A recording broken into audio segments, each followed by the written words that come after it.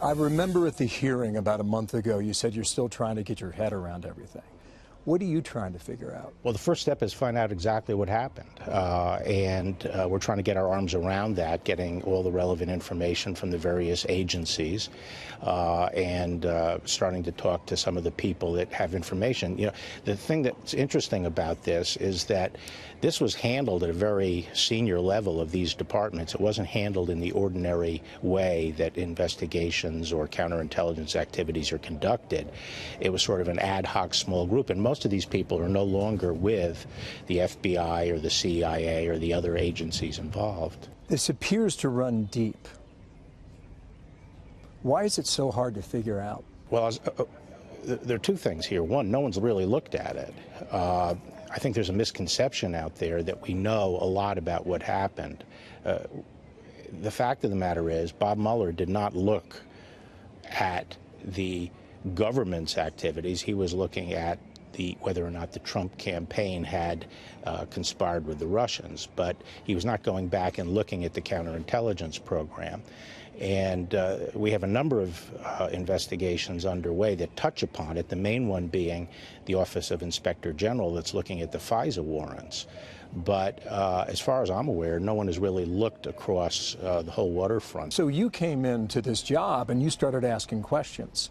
Did you get any answers? Well, I thought when I came in from the outside that all the questions that I had and many other people had that would be readily answered once I got in, but I haven't found that to be the case. You also said back in April that you thought there was spying going on in the Trump campaign. When do you think that started? Well, I'm not going to speculate about when it started. We're going to find out when it started. It's been said that it was July of 2016. Does that sound right to you? Again, I don't want to speculate. What I will say is that you know, I've been trying to get answers to questions, and I found that a lot of the answers have been inadequate. And I've also found that some of the explanations I've gotten don't hang together. So in a sense, I have more questions today than I did when I first started. Some of what things don't hang together? Some of the explanations of what occurred. Why does that matter? Well, because I think people have to find out what the government was doing during that period. If we're worried about foreign influence, for the very same reason, we should be worried about whether government officials abused their power and put their thumb on the scale. And so I'm not saying that happened, but I'm saying that we have to look at that. Can you say when Bob Mueller knew there was no collusion with Russia? No, I couldn't say that. No date given? No, I couldn't say when he knew. Obviously, one of the big challenges we face right now in law enforcement is the humanitarian crisis on the border, and a lot of that is being driven by families coming up from Central America. A related factor to that is the gang violence that's prevalent in these three Northern Triangle countries, MS-13, the 18th Street Gang. And so the Justice Department has a very robust program down here to help the governments attack this drug problem. We're working very closely with them. Are you seeing success? There's been a lot of success. In the last 3 years, the murder rate has dropped in half here in El Salvador. And in 3 years, in the Northern Triangle, we've been able to charge over 7,000 members of MS-13 and the 18th Street Gang. It's a great partnership we have with them, and it's helping us in the United States because MS-13 gang members that we can get down here are not going to be coming up to the United States. And also the intelligence we gather here, because we have a big program here to support their wiretapping and other kinds of intelligence down here. We can use that to prosecute MS-13 members in the United States. For example, in last August, we prosecuted 6 MS-13 members in New Jersey using intelligence that was gathered down here.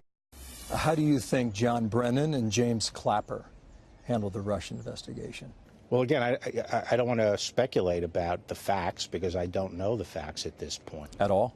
I know some facts, but it's premature to be discussed. Can you tell us what the Steele dossier had to do with this? What role did that play? Well, that's one of the questions, you know, that we're going to have to look at. It's a very unusual situation to have opposition research like that, especially one that on its face had a number of clear mistakes and a somewhat jejune analysis, and to use that to conduct counterintelligence against an American political campaign is a strange, would be a strange development. I'm not sure what role it played, but that's something we have to look at. Do you smell a rat in this at this point? I don't know if I'd describe it a rat. I would just say that the answers I'm getting are not sufficient. Just to follow up on that, Republicans have said for months that these men, Brennan, Clapper, maybe James Comey, had it in for Trump. Do you think that's true?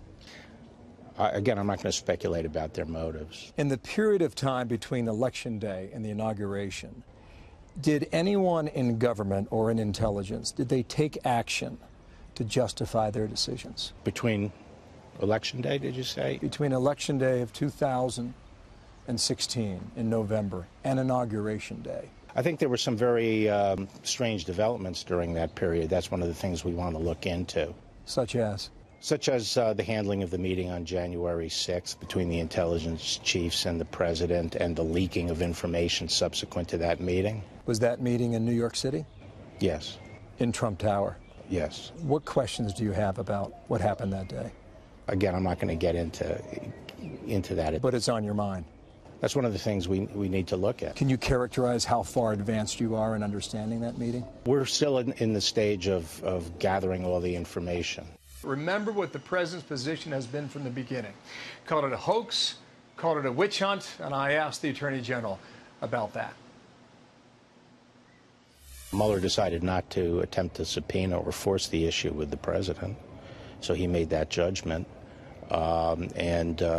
I did say the White House cooperated, and what I was referring to there was the truly unprecedented delivery of information in the form of millions of pages of documents, and the ability to interview White House staff, including the president's White House counsel, with no holds barred, no privilege claimed at that point or anything.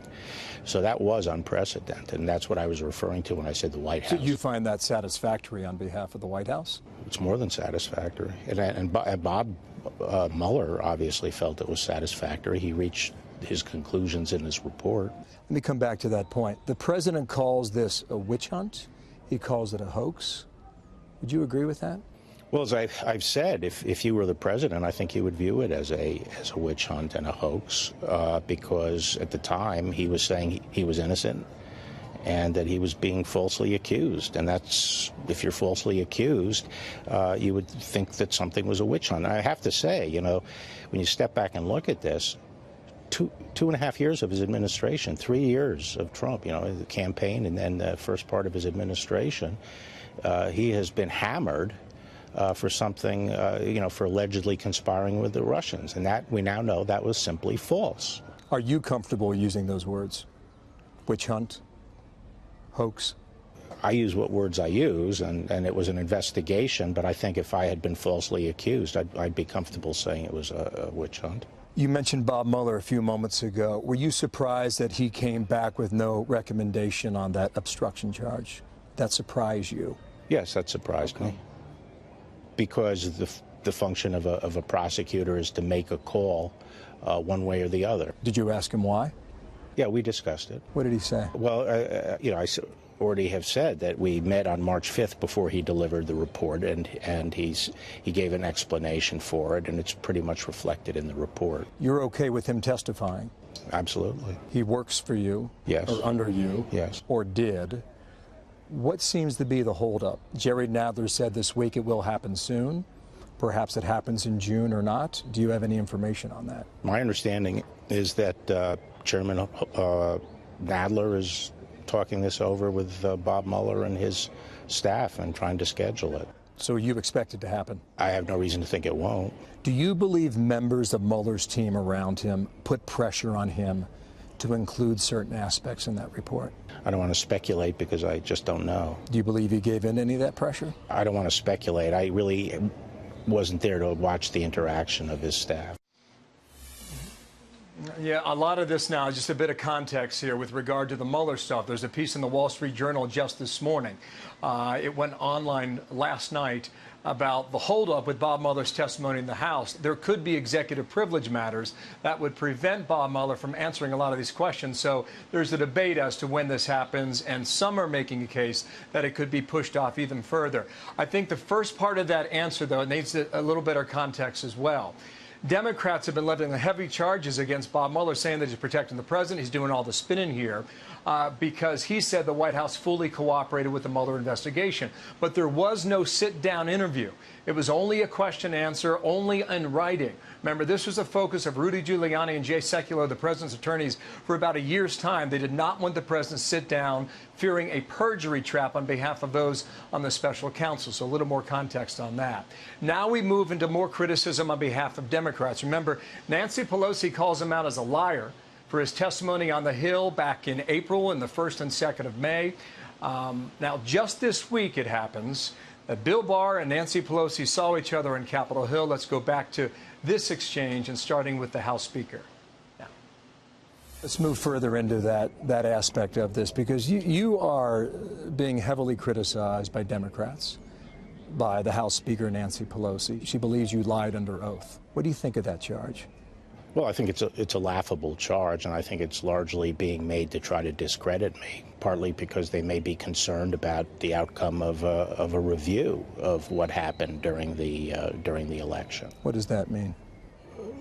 That means they may be trying to undermine my credibility, but obviously you can look at the face of my testimony and see on its face that there was nothing inaccurate about it. You reportedly had a conversation with her this week. Yes.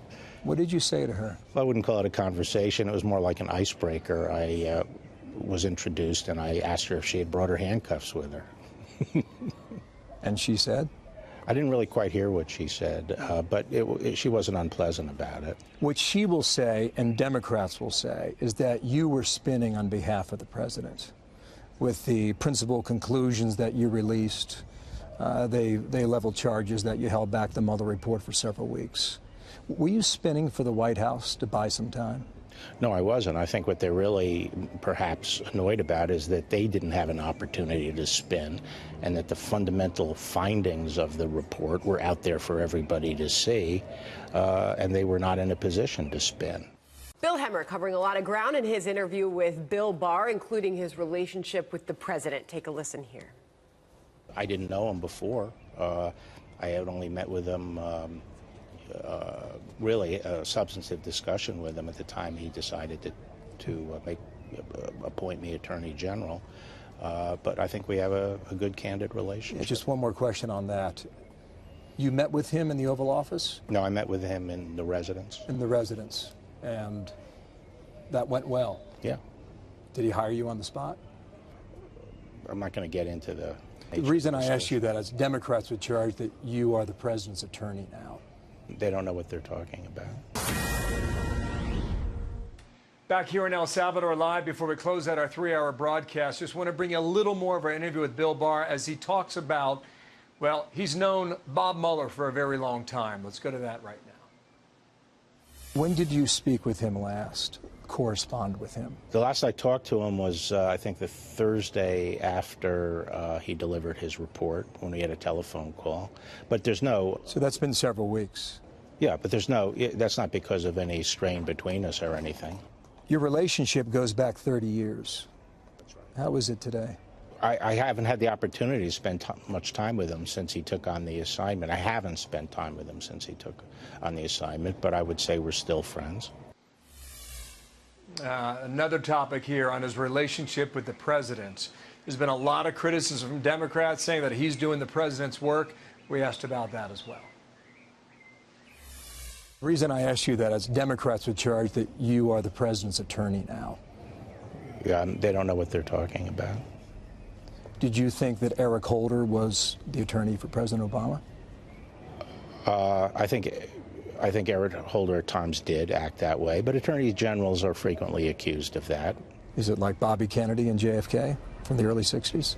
I mean, attorneys general are accused of being that way, but I'm not sure exactly what they're referring to. Well, when I was up for confirmation, I promised that I was going to make the report available. I didn't have to. The report was supposed to be confidential.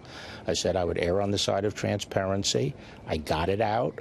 There were minimal redactions. Every American can now read it to their heart's content and make up their mind about it.